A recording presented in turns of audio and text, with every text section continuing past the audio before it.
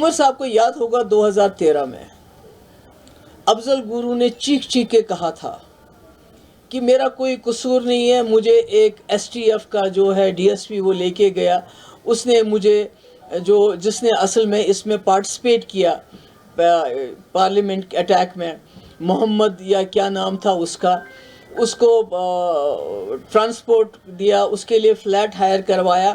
میرا کوئی قصور نہیں، مگر کسی نے اس کی بات نہیں سنی۔ یہاں تک کہ جب 2020 میں دیویندر سنگھ پکڑا گیا، اس کے بعد بھی اس سے کوئی سوال جواب نہیں ہوا، ملٹن ڈو کے ساتھ پکڑا گیا۔ تو میں نہیں سب کہتی ہوں کہ دیویندر سنگھ ہی انوالو ہوگا اس میں، تو اوپر بہت بڑی جو ہے پوزیشن پہ لوگ انوالو ہوں گے، اور تب تو عمر صاحب تماشا دیکھتے رہ گئے۔ آج یاسین ملک کا ہے، یاسین ملک نے کچھ ایفیڈیوٹ میں کچھ باتوں کا خلاصہ کیا ہے۔ I am not here to contest legality کہ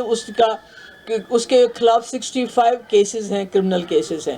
جس میں ایک جو ٹیرر فنڈنگ کیس میں، جس میں انکلوڈ نہیں ہے کو جو 5 ان پہ اوپر ایلیگیشن ہے کہ انہوں نے ایئر فورس کے 5 آفیسروں کو مارا تھا، یا اغوا کا کیس، اس میں وہ نہیں شامل ہے۔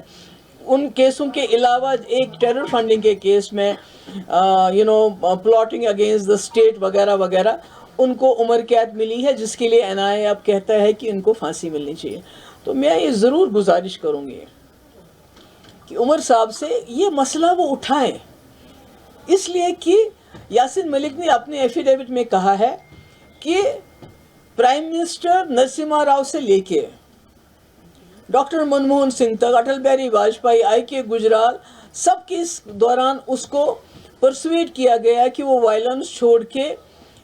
پیس پروسیس میں ان کی مدد کرے، جس میں بڑے بڑے جو ہمارے بیوروکریٹس ہیں، چاہے وہ آر کے نارائن تھے، این ایس اے تھے، چاہے جو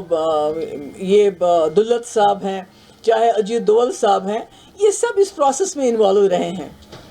ان میں سے تو 2 زندہ ہیں، تو میں جاننا چاہتی ہوں وہ خاموش کیوں ہیں؟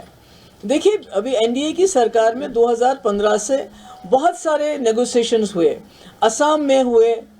نارتھ ایسٹ میں ہوئے، چھتیس گڑھ میں ہوئے، جہاں پر ملیٹنٹوں کے ساتھ، بہت سارے ملیٹنٹ گروپس کے ساتھ نیگوسیشنز ہوئی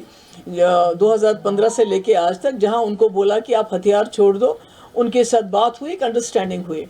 تو اسی طرح سے یاسین ملک کے ساتھ بھی ایک انڈرسٹینڈنگ کی گئی تھی 94 میں، جب ان کو جیل سے رہا کیا گیا۔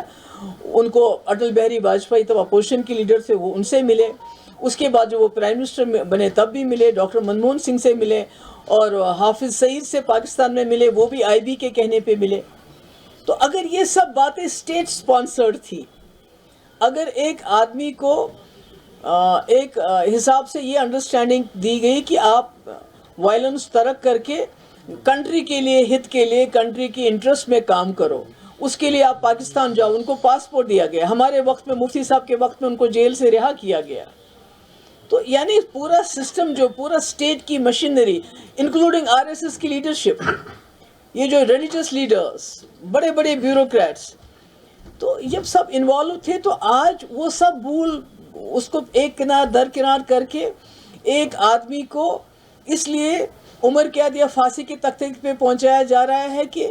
اس الزام میں جو بھی اس نے ایکشن کیا، جو بھی اس نے کیا، وہ تو اسٹیٹ کے کہنے پہ کیا۔ تو مجھے حیرانگی ہے کہ عمر صاحب کو کم سے کم، کیونکہ یہ آج یاسین ملک کی بات نہیں ہے۔ دیکھیے ٹیرر فنڈنگ کے کیسز یہاں آپ کسی کو بھی لگا سکتے ہیں، ایون یہ جو ہمارے انجینئر رشید صاحب ممبر پارلیمنٹ ہے، جن کو پارلیمنٹ الیکشن کے لیے کسی خاص مقصد کے لیے ان کو باہر چھوڑ دیا گیا تھا کہ تاکہ کسی کو وہ جتانے میں اپنا رول ادا کر سکے، پر ایسا نہیں ہو، الٹا وہ خود جیت گئے، اچھی بات ہے۔ مگر ان کو بھی ٹیرر فنڈنگ کا کیس ہے کہ بھائی انہوں نے ٹیرر فنڈنگ کرتے تھے، جمع کرتے تھے، جو یاسین ملک کے خلاف ہے کہ پھر وہ سپانسر کرتے تھے ٹیررسٹ کو، پھر یونین کے خلاف ایکٹیویٹی کرتے تھے۔ تو اگر آج عمر صاحب اس پہ بات نہیں کریں گے، میں نہیں کہتی ہوں کہ ان کو کوئی یاسین ملک کا کیس پلیڈ کرنا ہے، مگر میں کہتی ہوں جو ایفیڈیوٹ میں پہلے افضل گورو نے جو بات کہی، اس میں انہوں نے اس کو اگنور کیا، بات نہیں کی، جبکہ اس کے بعد وہ دیویندر سنگھ پکڑا بھی گیا، اس کے بعد بھی کوئی بات نہیں ہے، پوچھ تاچھ نہیں، وہ کیا ہوا تھا۔ آج یاسین ملک کی باری ہے، کل کسی اور کی باری آئے گی۔ تو مجھے لگتا ہے کہ اس کے بارے میں بات ہونا چاہیے کہ یہ جو، اور آج کل اجیت دوول صاحب فارچونیٹلی زندہ ہے، دولت صاحب زندہ ہے، ان کو بھی ایز اے مورل رسپانسبلٹی ان کی بنتی ہے کہ اگر کسی ملیٹنٹ لیڈر کو انہوں نے ایک پلیز انہوں نے اس کو وائلنس سے گاندھین راستے پہ وہ آ گیا،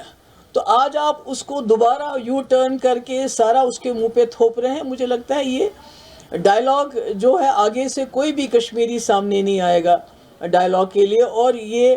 ایک اسٹیٹ کا اپنا ایک ہوتا ہے مورل رسپانسبلٹی، ایک مورالٹی ہوتی ہے، ایک بات ہوتی ہے. تو اگر آپ اپنی بات کی عزت نہیں رکھ پاؤ گے، اپنی بات کی جو آپ نے ایک کمٹمنٹ کی ہے اس پہ پورا نہیں اتر پاؤ گے، تو مجھے لگتا ہے یہ نہ جموں کشمیر کے لیے اچھا ہے، نہ ملک کے لیے اچھا ہے، نہ انٹرنیشنل لیول پہ یہ بات اچھی ہے. Because I don't want people on the international level اس کے بارے میں بات کریں کہ یہ کیوں ہو رہا ہے. اگر ہم لوگ بات کریں، عمر صاحب بات کریں، میں سمجھتی ہوں کہ اس کا جواب ہمیں ملنا چاہیے.